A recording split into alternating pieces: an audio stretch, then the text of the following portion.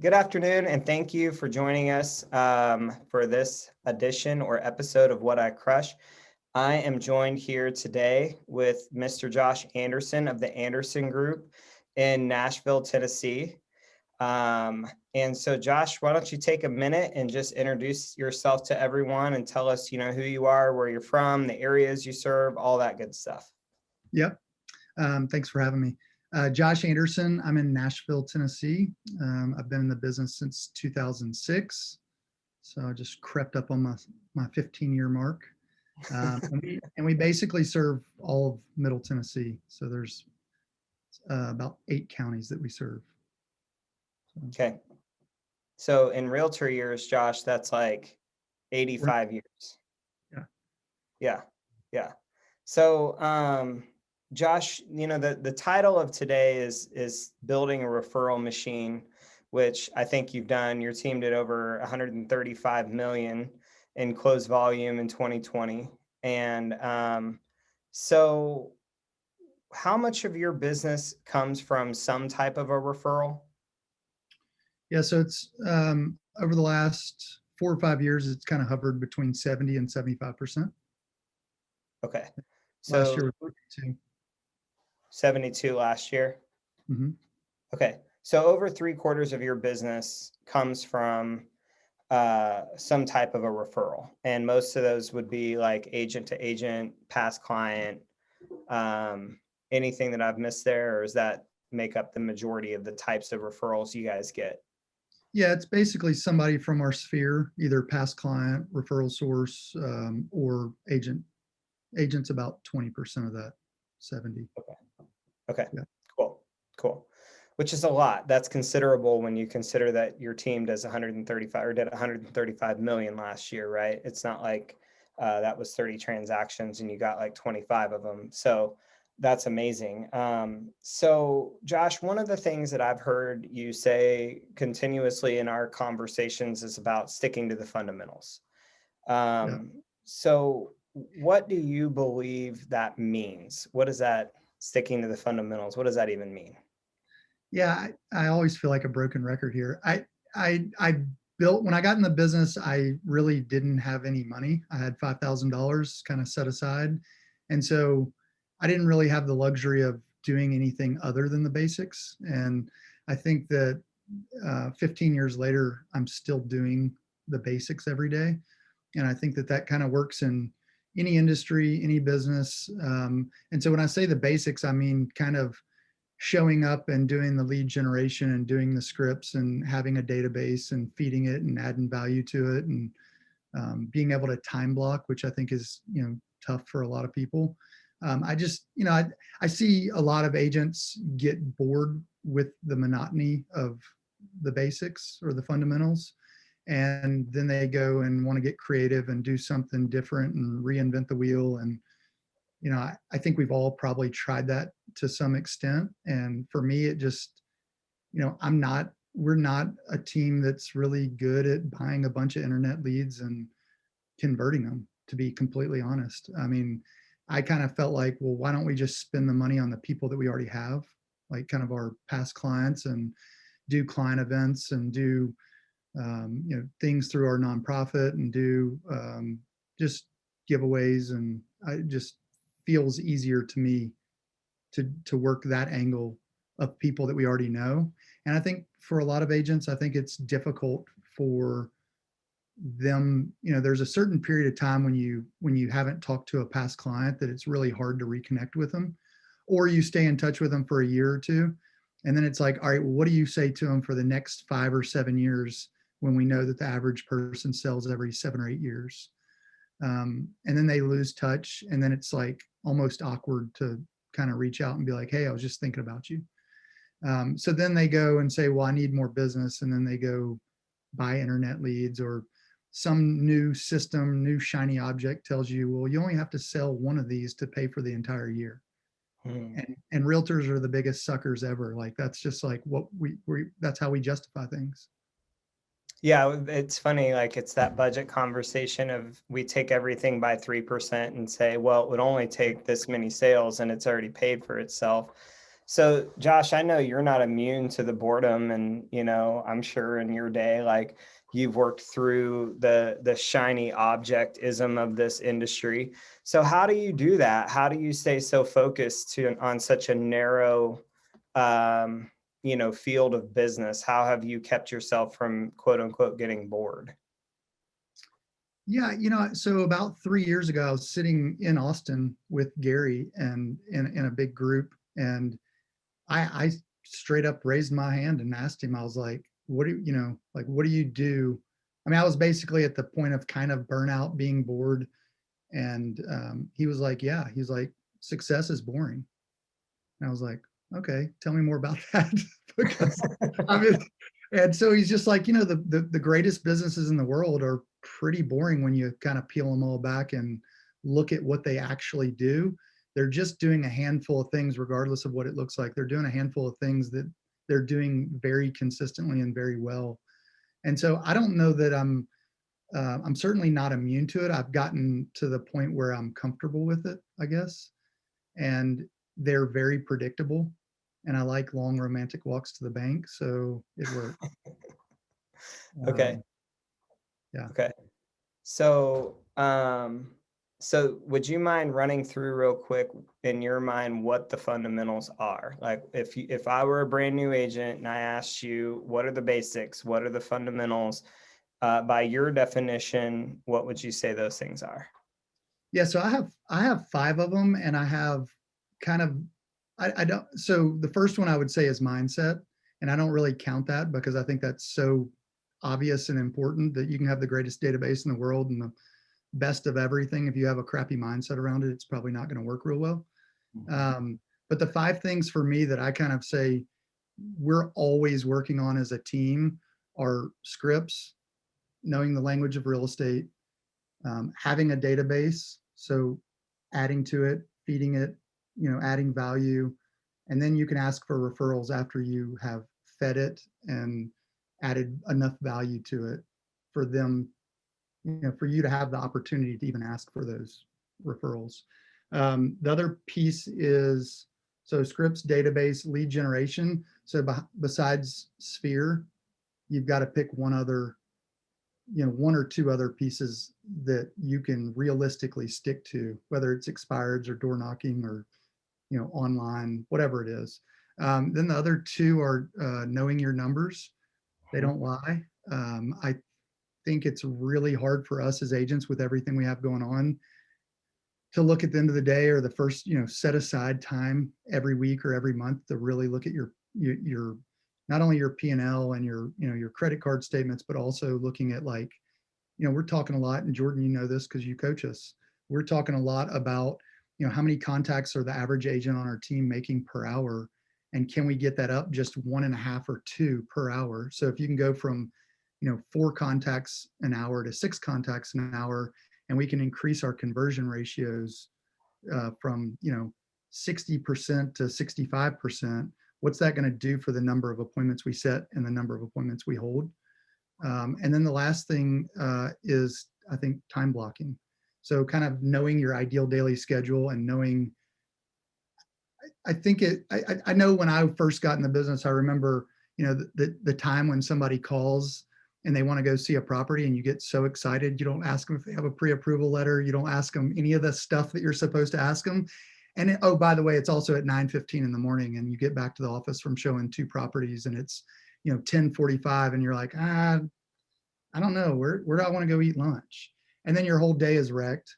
And so I'm really I grew up on a farm. I was in the military, so I'm pretty structured. I'm a lot less structured than I used to be. But the one thing you can ask anybody in my office is the morning does not get altered in any capacity. It's just non-negotiable. And so I used to have every minute of every hour of the entire day planned out, and I've kind of realized as long as I'm doing what I need to do until noon, I can go have lunch. I can leave my afternoon open if I need to go on a listing appointment or somebody calls in that wasn't on our radar or whatever. So I think that's really, really important. To me, that's one of the most important things that agents struggle with, that they need to be able to implement at a high level. Yeah, I would agree. And, a couple of points that he just made that I think are important. Like, one thing that coaches sometimes get accused of is, oh, it's all about the numbers. It's about the numbers. And I think that what top producers know is that numbers are simply a measurement of behavior and decision making. And our job is to make certain that your decision making and behaviors align with your goal, right? So when we talk about knowing your numbers, just understand that numbers are the language of business, and what they measure is behavior and decision making. And the other point that Josh made that I think, you know, we have kind of a mutual, I don't know if you call him a hero, Josh, but you sent me an article on him, James Lawrence, who, if you don't know who this dude is, he's the Iron Cowboy. He's about to run 100 Ironman in 100 days. And one thing that he shared with us is a high tolerance for boredom is a decidedly underrated superpower. And so it's that doing the same thing over and over again over time without losing enthusiasm, it sounds like, is the thing that you've really done to build your business. Is that right? Yeah, I mean, I think it's just super predictable, and I think we all need predictable results in our business. One thing I'd also clarify on when I said lead gen, I would tell people I think we always talk about lead gen, and I think it's important, but I think the piece that people miss is the actual lead follow up. So the majority of my business is actually lead follow up of like just calling and checking in with past clients, seeing how they're doing. Do you need a vendor? Do you need, what do you need type of thing? Or it's, I always use the analogy of like, what do you think you're going to get better, more results out of calling 1,000 people one time or calling 100 people 10 times? Hmm. And I think if you call 100 people 10 times, you'll see a much higher conversion ratio and much better quality of conversations than if you called 1,000 people that aren't expecting your phone call, because they're not sitting by the phone waiting for Josh or anybody else on here to like, hey, you know what? I was thinking about selling. I was just waiting for you to call me. Like it just doesn't, that doesn't happen. They So, do wait for me to call Josh because I'm that well, fun. yeah, Yeah, I'm uh, that cool. Yeah. yeah. So Josh, like, what would you say are the little things that you and your team do consistently that kind of set you apart, or that make you stand out? I think one of the things I hate to be a broken record, but I think one of the things are doing the basics super consistently. The other things are just they're still kind of basics, but it's like if you tell somebody you're going to call them back, call them back. I mean, I know that sounds silly, but it's as simple and basic as like the amount of realtors that pay for internet leads and then they don't even follow up on their internet lead is just unbelievable. I actually submitted something on Friday to a realtor in a Florida market inquiring about a lot on the beach and not gotten a phone call back. And that guy's paying money for he's paying money for those leads, and he's I guess so busy that he can't he doesn't he hadn't called me back. Okay. So just doing what you say you're going to do when you say you're going to do it, and then maybe adding a little bit on top.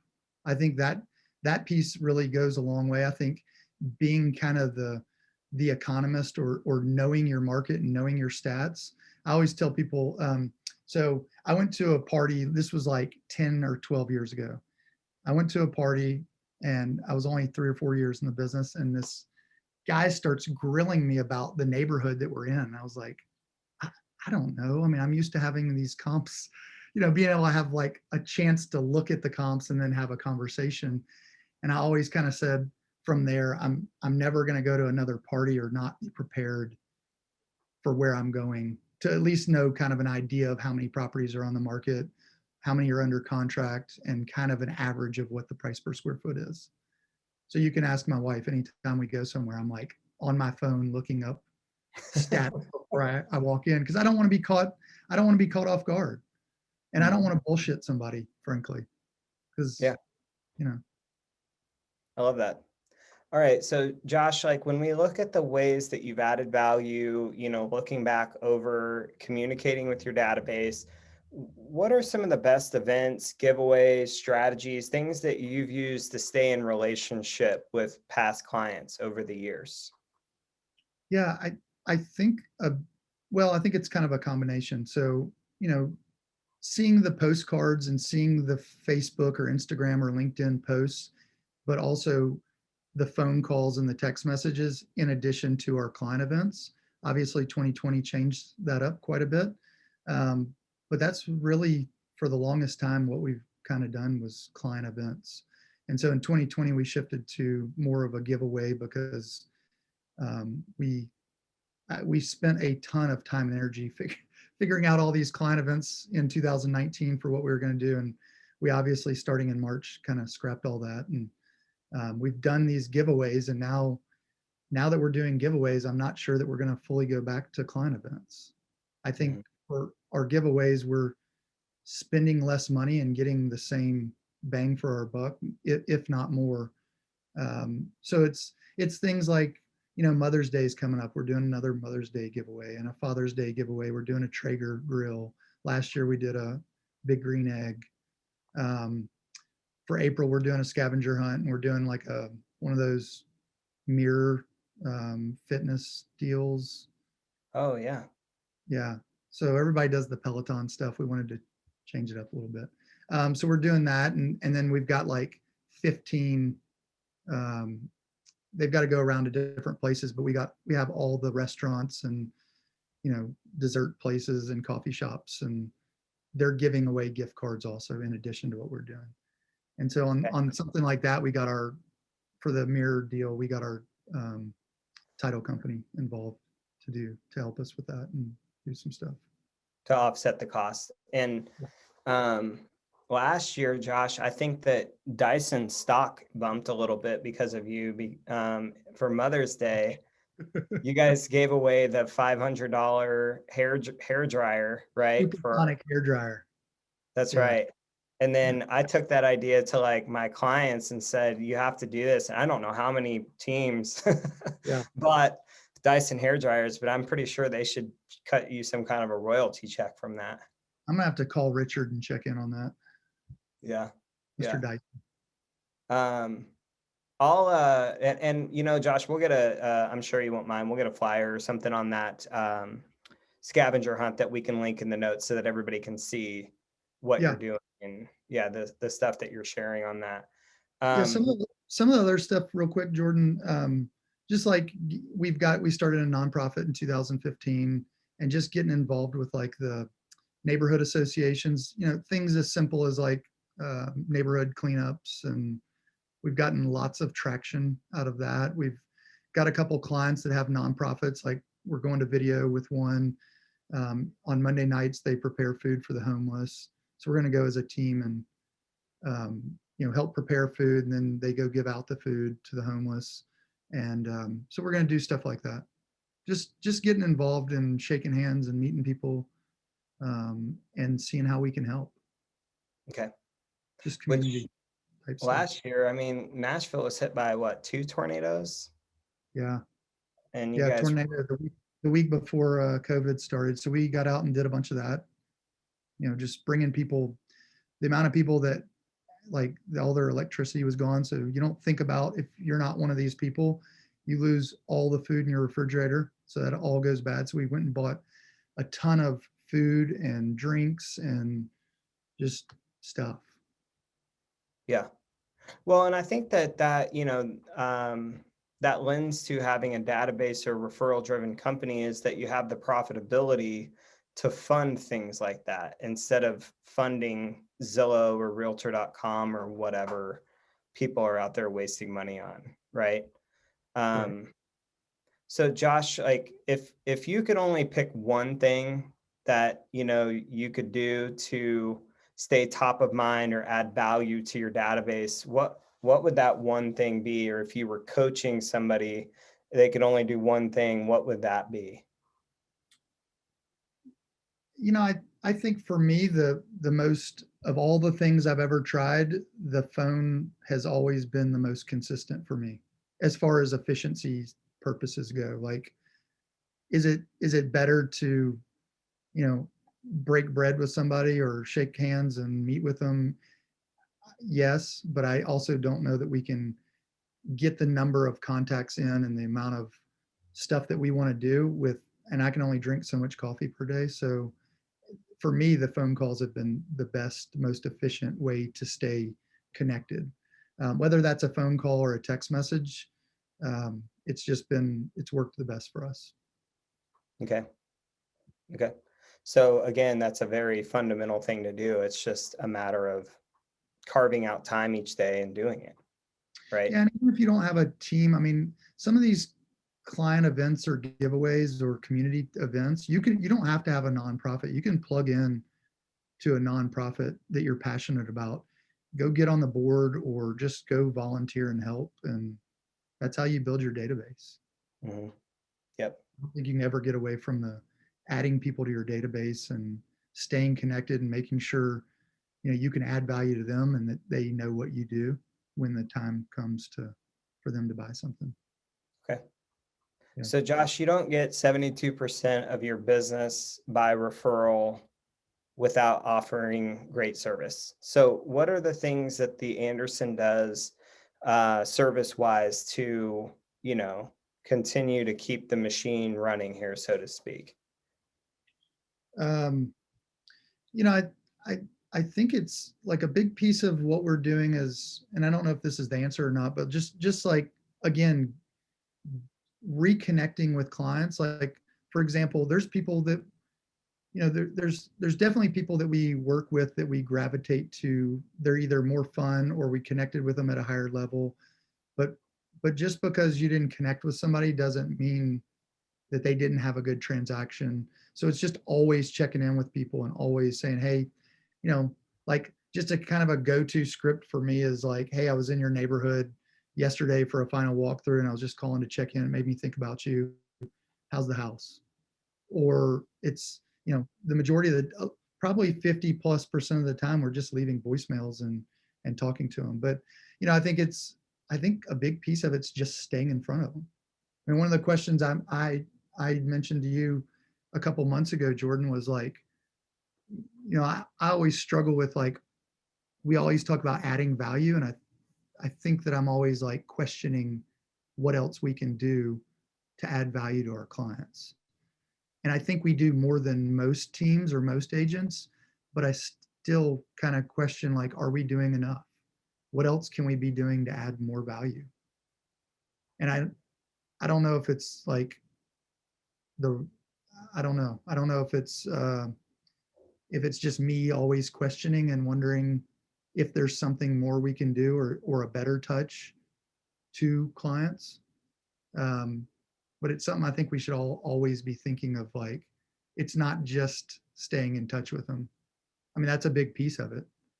But everybody knows like I mean, in this market in Nashville, Tennessee, I have clients that call me or I'll call them and they'll be like, yeah, man, I've gotten like 4 agents have sent me letters this week.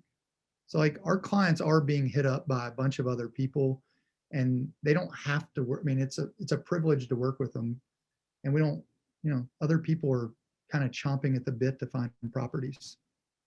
Yeah. So Well, I think and yeah, one thing on that though, Josh, like I think you're downplaying how often you ask that question because if they could hear our coaching calls, you ask that question exhaustively, like almost to the point where it's like, hey man, like a little bit of paranoia around adding value is great, but that's something that you ask constantly, consistently. Are we adding enough? And there's an old quote that only the paranoid survive, right? And I think you have a healthy amount of paranoia around that question of are we adding enough value? And if I'm being honest to the crowd, it can be a little exhaustive to be on the receiving end of that question with his director of operations, Sarah, but he never stops asking. And I think that that's something that's really, really worth noting, that you guys may nail an event and he's already talking about something else. That is this going to be good enough? What are your clients hearing? What do we need to do so he's downplaying this a little bit, but just understand, I think that's something that's almost like on his mind all the time, right? Is that a fair assessment of yeah. that? I think we all lose clients because friends or family members get in the business or whatever. I mean, you're going to lose clients and I know that, but we work hard to acquire our clients, and then we work hard to find them properties. And I feel like we already have them in our world. How do we keep them there? And how do we add so much value that they're like, we would be idiots to go even talk to anybody else? Yeah. So as of yesterday, or I should say this morning, Josh, the Anderson Group has 389 five-star reviews, which, by the way, is 11 more five-star reviews than the Tony Baroni team has on Google, right? I think that's I important. wish she was on here to hear that. It's being recorded. We'll make sure that, and Jenny's here. I see Jenny, so we'll make sure that gets noted. But how do you do that? Like, how do you get 389 reviews? What's the process that you guys use in order to do that? Yeah, I'd say so. I'd preface with we work our ass off to find our clients' properties, and but that's like par for the course in our market.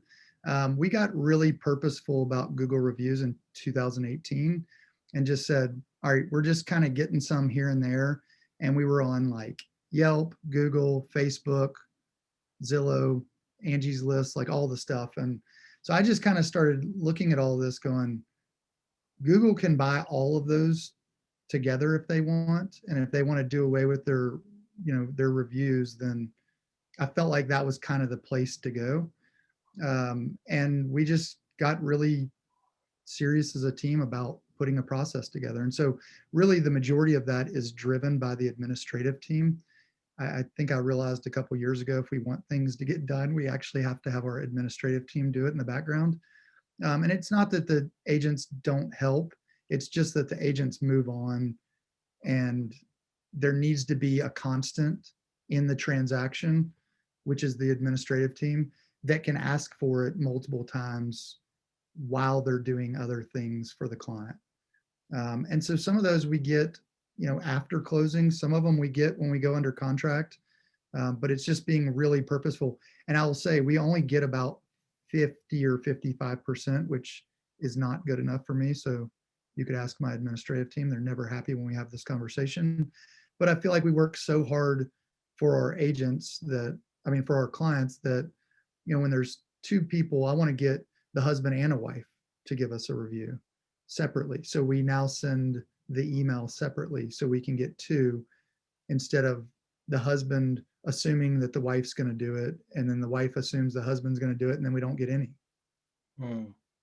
So we've got a whole system from the buyer consultation on the buy side all the way till post close, asking. And it In helps person. too. Go ahead. Yeah. Sorry. Just we're asking in person. We're asking via email, text message, over the phone. So we're just constantly asking them. Yeah. And having really great swag helps too, right? I know that too. I was going to wear my hat wanted to make sure you had some stuff. Oh, this is my daily drinker. The We hat never that know you what's have in it. looks, yeah, the hat looks better than the relentless one that you have, but yeah. Oh, that's great. All right. So, Josh, it's almost the bottom of the hour. We wrap these things up in 30 minutes. What's the one thing I've not asked you that I should have by now? Or what's the last thing that you feel like we absolutely have to share with this group?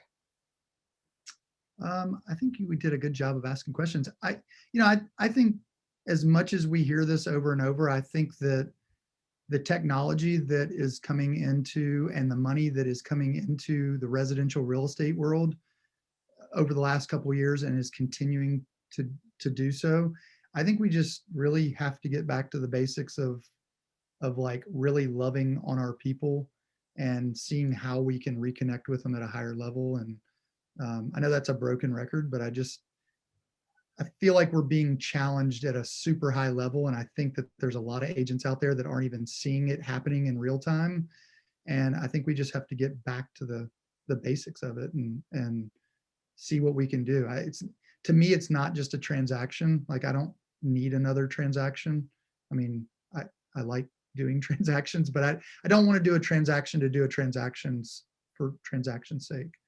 So I want it to be something that they can always come back to us and they can always feel like they need to come back to us because we did that good of a job. Yeah, I love that. That's awesome. Well, Mr. Anderson, I think you nailed it today. I can see there's already some ahas in the chat box. And so thank you for the time. And if anybody in the audience or people watching this recording are looking for a referral partner in Nashville, Tennessee, the Anderson Group would be a very, very, very wise choice for you. And just for those of you who are our regular attendees, next week we do not have a What I Crush. It is Spring Masterminds for MAPS Coaching. So we intend for all of you to be there. And we will pick back up in 2 weeks when we will be joined by Carly Lockey, who is the owner of Remarkable People Solutions. And she helps a number of mega agents across the country find and select leaders for their teams. Thank you, Josh. Thank you, everyone. Yeah, and Have a great day. I'll send you the link to the scavenger hunt. Okay, yeah, we'll put all of that in the show notes. They'll be up in the next 24 to 48 hours. All right, Thanks, thank guys. you. See ya. Bye-bye. Hi there, and thank you for watching What I Crush. And if you're enjoying what we're putting down, go ahead and hit that like and subscribe. Don't forget the bell button, and check us out at whaticrush.com. We'll see you on our next episode.